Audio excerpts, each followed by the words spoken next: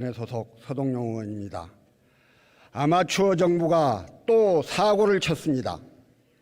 수능을 불과 5개월 앞두고 대통령의 수능 출제 난이도 발언으로 교육 현장은 대혼란에 휩싸였습니다.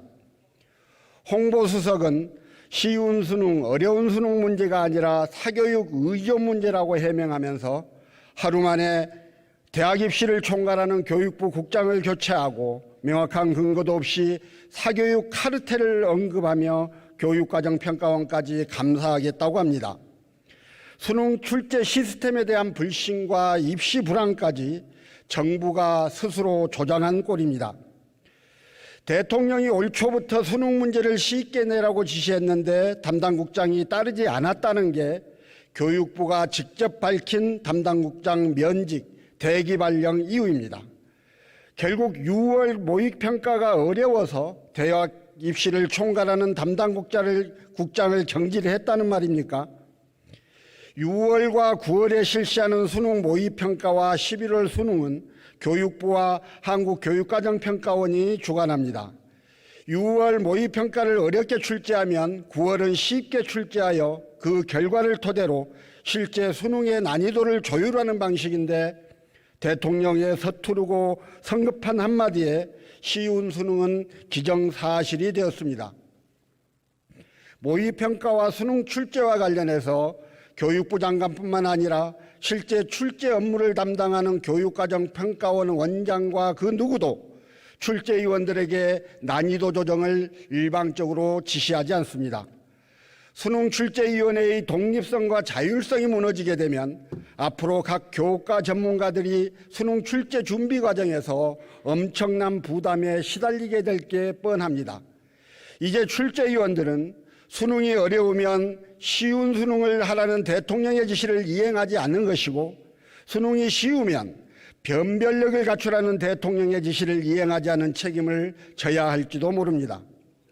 쉬운 수능을 주문하면서 변별력을 갖추라는 것이 공정한 수능이라고 하지만 현실에서 그게 가능하긴 합니까? 이야말로 모순 아닙니까? 쉬운 수능, 물수능 논란이 사그러들지 않자 이번에는 교육과정 내 출제가 핵심이라고 또 말을 바꿉니다. 말 바꾸기에도 대통령의 한마디에서 시작된 학생과 학부모의 혼란이 줄어들지 않자 교육부 장관과 여당의 정책위 의장은 대통령이 검사 시절 대입 사건 수사를 해봐서 대입제도 전문가라고 치켜세우며 킬러 문항 탓을 합니다. 수능에서 잇따라 킬러 문항이 문제가 되고 사교육을 유발하는 문제가 있어 민주당 의원들을 중심으로 그 문제를 지적해왔던 것이 사실이지만 킬러 문항 삭제만으로 수능의 공정성이 강화되고 입시 공정성이 확보되는 것은 아닙니다.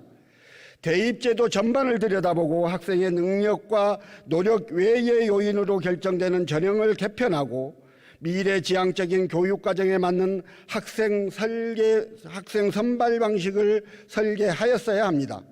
그러나 이번 대통령의 발언은 그동안과 마찬가지로 너무 단순했습니다. 결국 몇 년에 걸쳐 수능을 준비해온 학생, 교사, 학부모만 혼란에 빠졌습니다. 수능 문제가 쉬우면 변별력을 가지기 어렵게 되고 상위권 대학을 중심으로 변별력을 보완하기 위해 논술, 면접, 실기 등 대학별 고사의 비중이 쏠릴 테고 이를 준비하기 위한 사교육 시장은 오히려 극대화될 것이라는 걱정이 쏟아지고 있습니다. 윤석열 대통령은 작년에도 만 5세 초등학생 입학 정책으로 국민을 혼란에 빠뜨린 바 있습니다. 이번에는 수능입니다. 우리나라 교육에서 대학 입시는 아주 민감한 주제입니다. 그래서 입시만큼은 늘 신중한 논의와 의견 수렴을 거친 판단 그리고 조치가 필요합니다. 지금 국민들은 묻고 있습니다. 올해 수능은 쉽게 나오나요? 교과서에서만 나오나요? 6월 모의고사에서 어떤 문항이 교육과정을 벗어난 문항이었나요? 아마 올해 수능에서는 절대 안 나오겠지요? 교육과정 내에서 출제하면서 변별력은 높이고 사교육비는 줄이는 문항이라는 게 도대체 어떤 것인가요?